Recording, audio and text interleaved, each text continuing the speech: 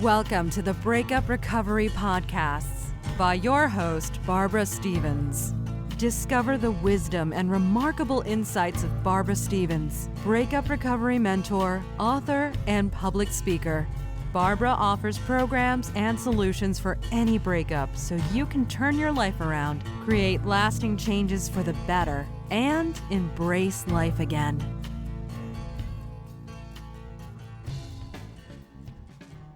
Hello and welcome to Breakup Recovery Podcast. I'm Barbara Stevens and I'm a breakup recovery mentor. And in this episode, I have with me Patty Blue Hayes. Thank you again for coming on Breakup Recovery Podcast, Patty. I know last time you were on, and that was episode number 071, you shared your story about your own divorce and the devastating effect it had on your self-worth and your self-esteem, and how it led to your suicide attempt. So thank you for sharing, because I know there can be a stigma surrounding suicide and people really don't want to talk about it. They know it's out there in the community, but the subject is often skimmed over. And you were brave enough to write your own book, Sex, Wine and Suicide.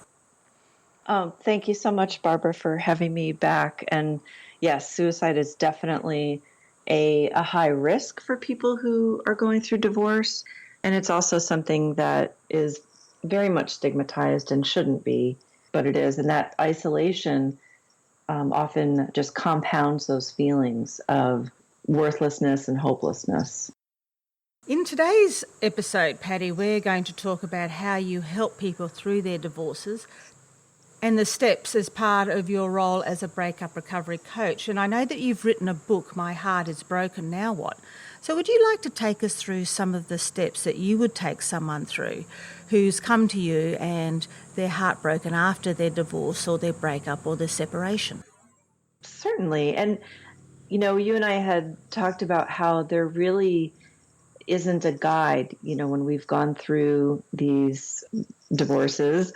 And I think that's what led us to come up with these answers to the questions that we had about, how do I get through this? What do I do?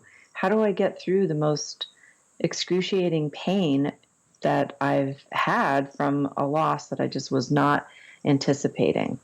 And mine was a pretty bumpy path of healing. And there were certain things that when I looked back on, I thought, okay, that was an important tool to use. And then I kept thinking about them, and I just kind of compiled 12 of them. But the first one, and obviously they don't have to go in any order necessarily, but the first one is asking for support. Found that to be very valuable once I did it appropriately. Asking for support, a lot of times we don't really want to reach out because we feel embarrassed, we feel ashamed, we feel like people are busy and they don't have time to help us, or maybe our family is far away and we don't want to worry them. And then sometimes you can ask for support or thinking that your friends are going to be supportive, and they're not. And then you feel really abandoned or rejected by friends that you had. But our own divorce affects people in various ways that we really might not be able to anticipate until we experience it. And it's pretty common sometimes for friendships to fall apart when you're going through a divorce. And that's when you need the supportive people around you. So sometimes it's important to go to like the outer circle of people for support, people that aren't necessarily ones that you interact with on a daily basis or, have dinners with, but maybe just a little bit outside of that. And it could be as simple as going for a walk or a hike with someone, going for a coffee date, not going for happy hour, because happy hour leads to that desperate hour when many times people will have a little too much to drink. It could be just asking your family to check in on you via text or an email, or maybe with a neighbor, you decide to have, a dinner that you cook together once a week or twice a month. And then also getting professional support from a therapist is extremely important because there's only so much our friends are really supposed to do for us. They're not, trained and licensed professionals. I also found it helpful to let my doctor know what I was going through. The body goes through tremendous changes when we're under stress. And while I had had episodes of depression throughout my life, many people will experience depression or anxiety during a divorce, and possibly medication might be helpful for them just to, kind of ease their path through that time. Yes, it can be very easy to stay locked up in your own home when you're not feeling so good about your separation, divorce or breakup.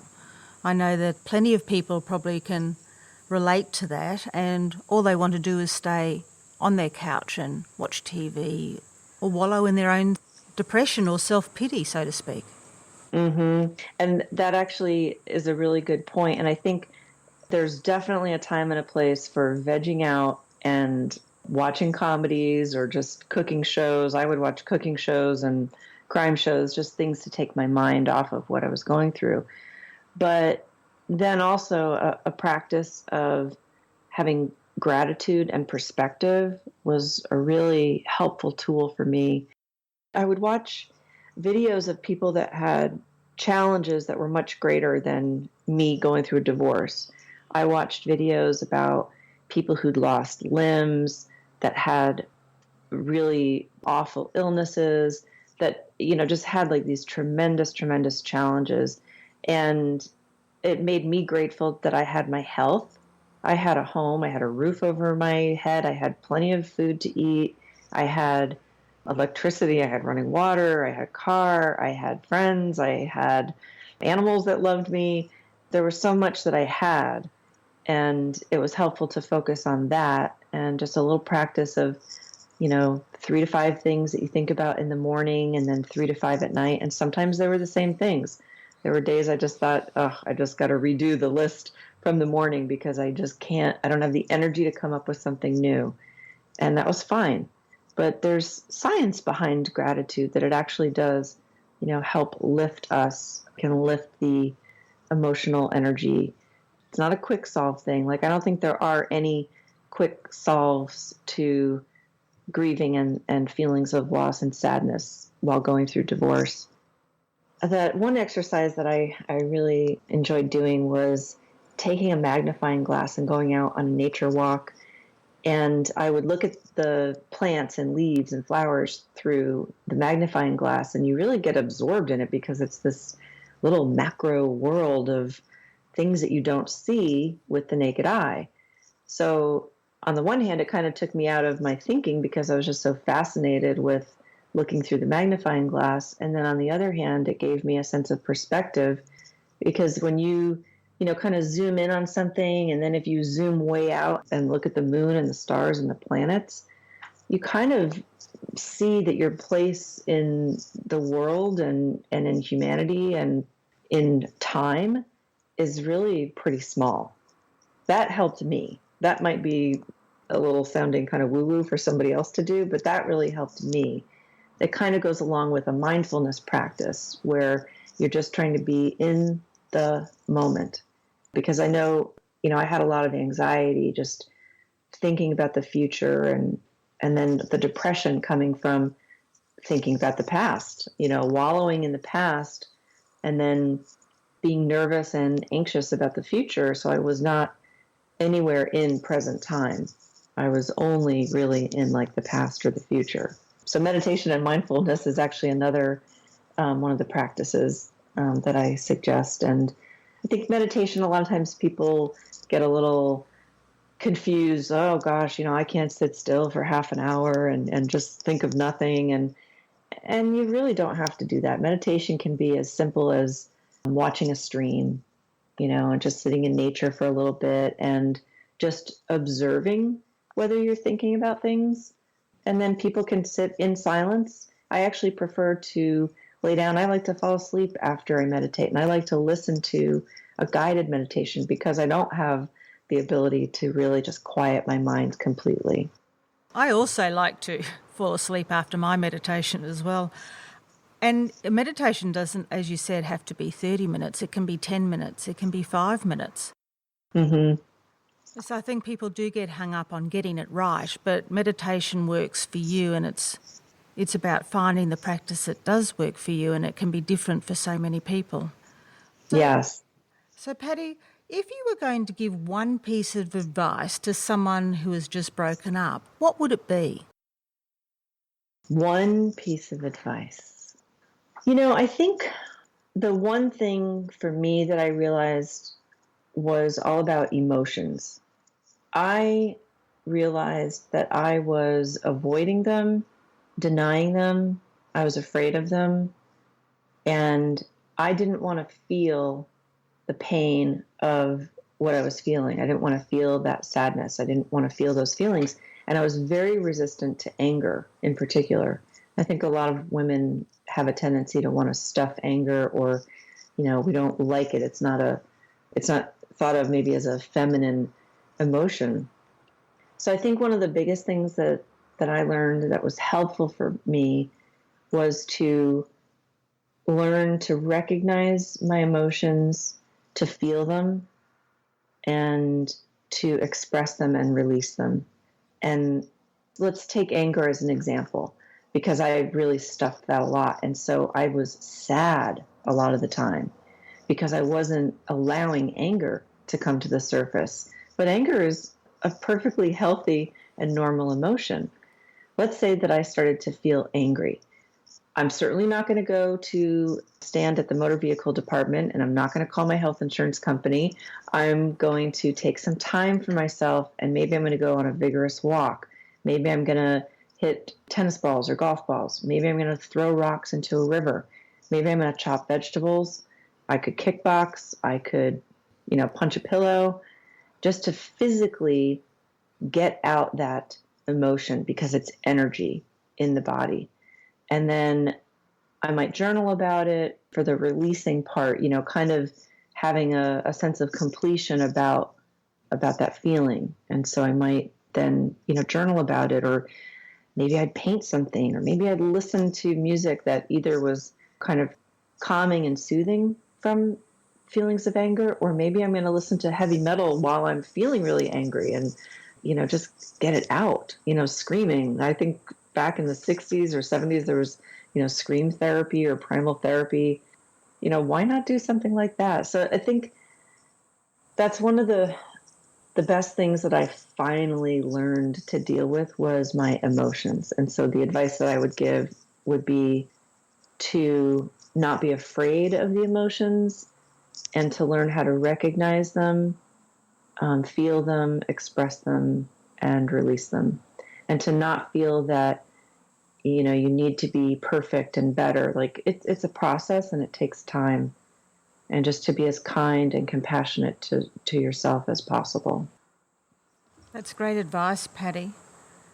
If people were wanting to read your two books, Sex, Wine and Suicide and My Heart is Broken, Now What, where do they find those books?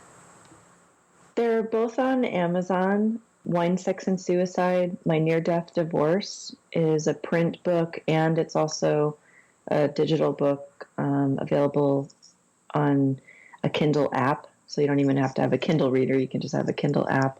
And then the same with My Heart is Broken, Now What? That's also available on Amazon. So, Patty, loneliness can be a problem for someone who's going through a breakup or a divorce, can't it? I think one of the things that my heart really breaks for the people who feel so alone in their experience. I remember just feeling incredibly alone, and that no one understood what I was going through. And, oftentimes it was like in the middle of the night and I can't sleep and I'm crying and not even bothering to reach for Kleenex anymore because, I just would go through so many. And crying just was like something that I would seem to be doing 24/7. But I really would encourage people to reach out and talk with other people who are going through a divorce, because more often than not, you'll find that they're experiencing very similar, if not the same feelings. And that just helps so much, that relief of knowing that you're not alone and that there's someone who's been through what you're going through and that they made it through. Okay. That's a nice thing to look forward to have that hope, and that maybe they can give you a little bit of encouragement and hold you in, their thoughts and prayers. It's not something that we should have to, suffer or struggle through alone. Thank you, Patty Blue Hayes, for agreeing to come back on Breakup Recovery Podcast. I love your down-to-earth approach and your books that you've written and the subjects that you've covered. I think people will find them most helpful when they're going through their own breakup, separation and divorce. So thank you once again, Patty, for coming on Breakup Recovery Podcast.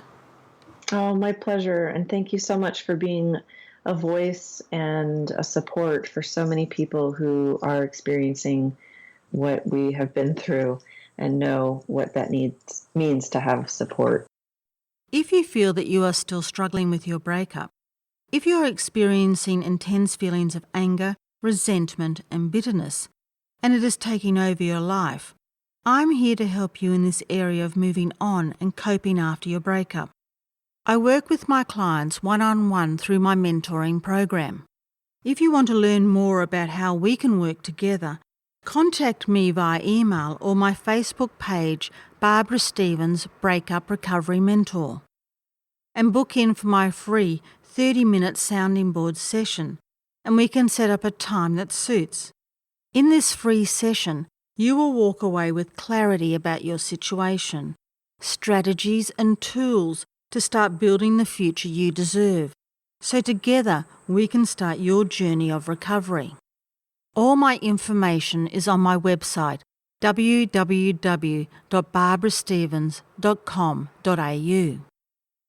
If you don't want to miss an episode of Breakup Recovery Podcast, subscribe on iTunes, and I would appreciate it if you could take the time to write a review and rate the podcast.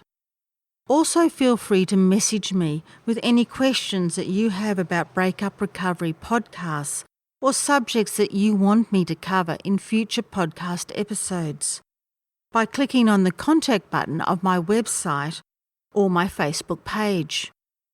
I'm always looking for ways to help you recover from your breakup. And the last thing I'd like to say is, be gentle on yourself. You deserve happiness. If you would like to hear previous Breakup Recovery podcasts, visit barbarastevens.com.au. Connect with Barbara Stevens on social media with Barbara Stevens Breakup Recovery Mentor on Facebook and at You'll Be Okay on Twitter. Read further blogs, view webinar replays, and download your free ebook, 3 Easy Steps to Surviving Your Breakup, and much more at barbarastevens.com.au.